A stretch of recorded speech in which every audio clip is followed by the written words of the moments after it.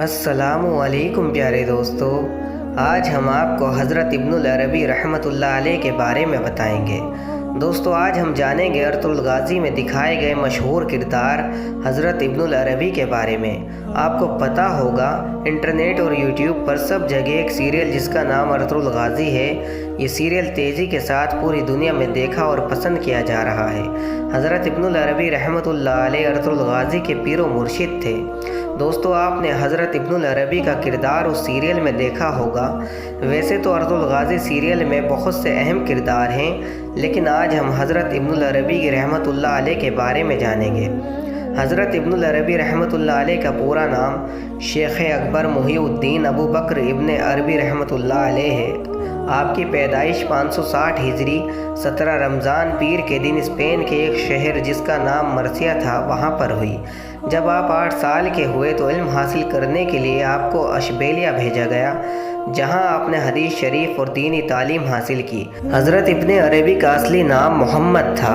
आपका नसब हातिम ताई से मिलता है। आपके वालिद का इसमें गिरामी हज़रत अली बिन मोहम्मद अल हातिमी था।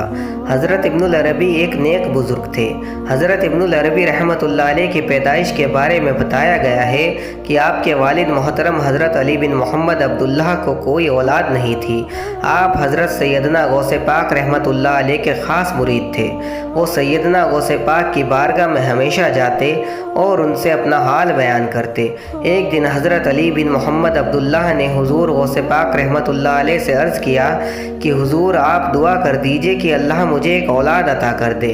हुज़ूर सैयदना गौसे पाक रहमतुल्लाह अलैह ने फरमाया, ए अब्दुल्लाह, तुम्हारे नसीब में औलाद नहीं है। तुम अगर चाहो तो मेरी औलाद जो मेरे सल्ब में है उसे ले सकते हो। उसके बाद हज़रत सैयदना गौसे पाक रहमतुल्लाह अलैह ने हज़रत इब्नुल अरबी के वालिद की पुश्त से अपनी पुश्त मुबारक को लगाकर उन्हें अपने ख़ास इनाम से नवाजा और उसके 1 साल बाद हज़रत इब्नुल अरबी रहमतुल्लाह अलैह की पैदाइश हुई। सुबहान अल्लाह। स्पेन के शहर मर्सिया में पीर के दिन 17 रमज़ान 560 हिजरी को हज़रत इब्नुल अरबी रहमतुल्लाह अलैह इस दुनिया में तशरीफ़ लाए। कुछ वक्त के बाद इब्नुल अरबी रहमतुल्लाह अलैह के वालिद उन्हें गौसे पाक रहमतुल्लाह अलैह की बारगाह में लेकर हाजिर हुए। हुज़ूर सैयदना गौसे आज़म रहमतुल्लाह अलैह ने हज़रत इब्नुल अरबी को अपनी गोद में लिया और उन्हें अपनी फैज़ से मालामाल कर दिया। एक रिवायत के मुताबिक हुज़ूर सैयदना गौसे पाक रहमतुल्लाह अलैह ने ही आपका नाम रखा था। असल में इब्नुल अरबी कहलाने की एक वजह यह भी है, जहां आपने इल्म हासिल किया वहां अरबी पर ज़्यादा तवज्जो दी जाती थी।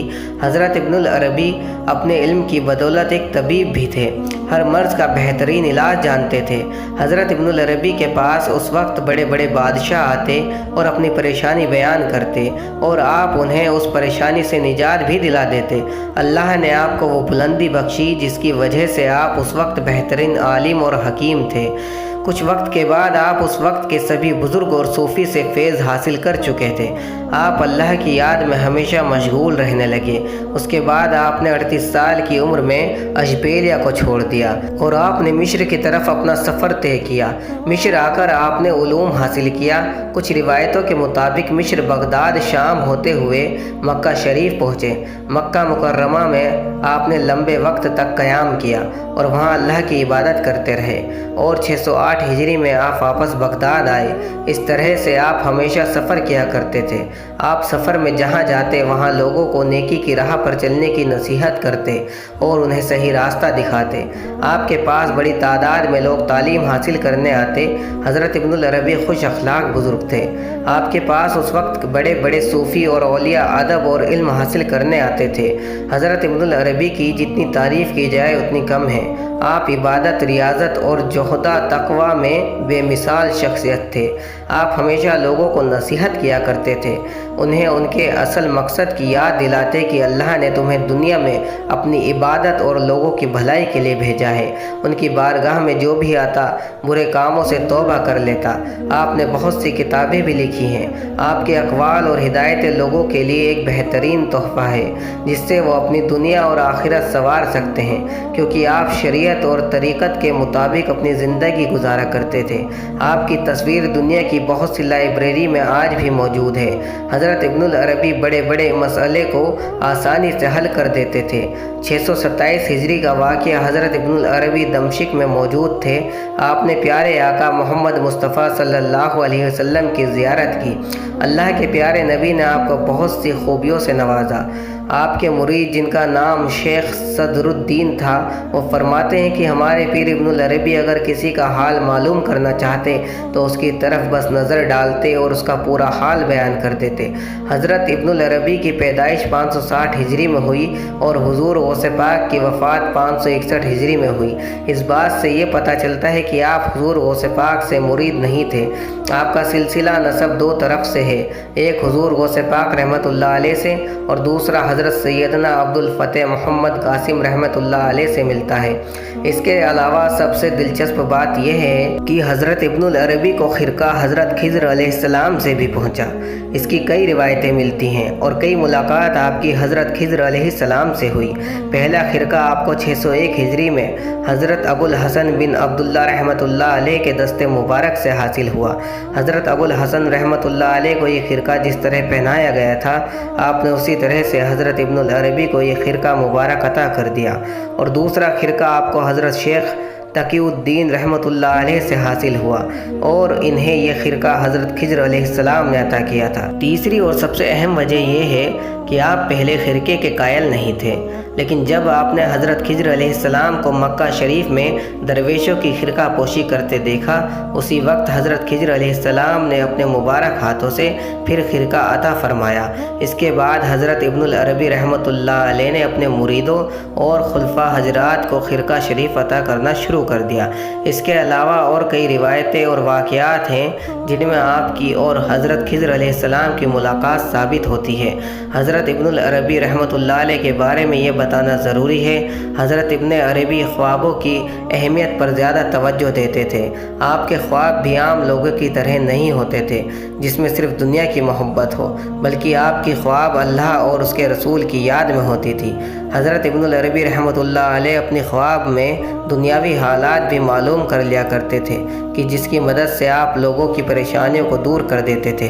سبحان اللہ۔ حضرت ابن عربی نے سب سے اچھا خواب یہ بتایا جس میں اللہ کے پیارے نبی نے آپ کو کتاب لکھنے کی اجازت دی۔ ایک بار حضرت ابن العربی کی حضرت صحاب الدین سہروردی رحمۃ اللہ علیہ سے ملاقات ہوئی۔ دونوں حضرات نے ایک دوسرے کو دیکھا لیکن کچھ باتیں نہیں کی۔ اس ملاقات کے بارے میں کسی نے حضرت ابن العربی سے پوچھا کہ حضرت صحاب الدین سہروردی کے بارے میں آپ کیا رائے رکھتے ہیں؟ حضرت ابن العربی نے کہا، صحاب الدین سہروردی ایسے بزرگ ہیں جو سر سے پاؤں تک سنت نبوی میں مشغول ہیں۔ کسی نے شیخ صحاب الدین سے ابن العربی رحمۃ اللہ علیہ کے بارے میں پوچھا تو انہوں نے جواب دیا کہ ابن العربی حقیقت کے سمندر ہیں۔ حضرت ابن العربی رحمۃ اللہ علیہ کو اللہ کے پیارے نبی صلی اللہ علیہ وسلم سے بے حد محبت تھی۔ آپ فرماتے ہیں، ایسی کوئی حدیث نہیں بچی جس کے بارے میں نے اللہ کے نبی کی بارگاہ میں حاضر ہو کر نہ پوچھی ہو۔ سبحان اللہ۔ اس بات سے اندازہ لگا سکتے ہیں کہ حضرت ابن العربی کا کتنا بلند مقام اور مرتبہ تھا۔ حضرت ابن العربی نے فرمایا، میں جو کچھ بھی اپنی مجلسوں میں بیان کرتا ہوں اور جو کچھ بھی لکھا ہے وہ سب کچھ قرآن پاک سے لکھا ہے، کیونکہ مجھے اللہ کی طرف سے قرآن شریف کے خزانے کی چابی عطا ہوئی ہے۔ جب بادشاہ نے حضرت ابن العربی کو سولی پر چڑھانے کا ارادہ کیا، اس طرح ایک بار اس وقت کے بادشاہ نے کسی کے بہکاوے میں آ کر حضرت ابن العربی کو بلوایا اور کہا، میں تمہیں سولی پر چڑھاؤں گا، تمہیں قتل کروں گا۔ یہ بات سن کر حضرت ابن العربی مسکرائے اور فرمانے لگے، یہ سر سولی پر نہیں چڑھایا جا سکتا ہے۔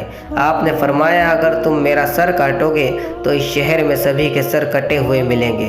اگر تمہیں یقین نہیں تو میری ایک انگلی کی ناخن کاٹ کر تو دیکھو۔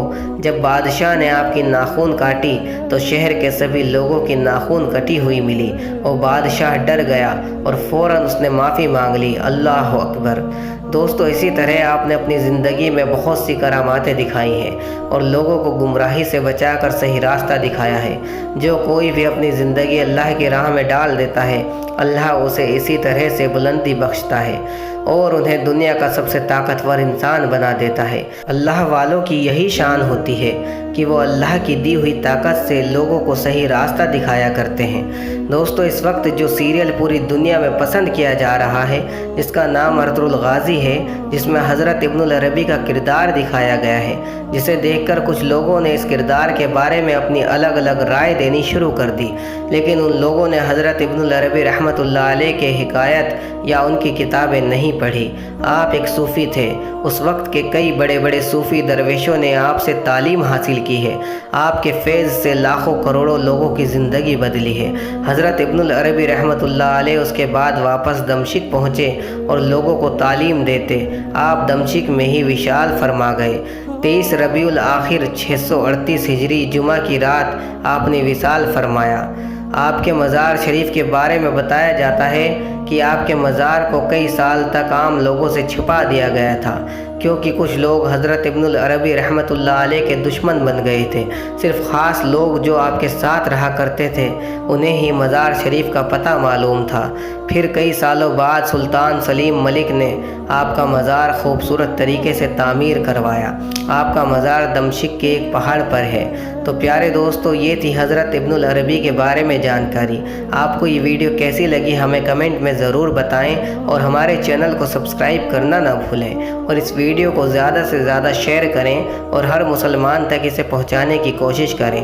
تو ہم پھر حاضر ہوتے ہیں آپ کے لیے ایک اور بہترین ویڈیو کے ساتھ۔ تب تک کے لیے السلام علیکم، اللہ حافظ۔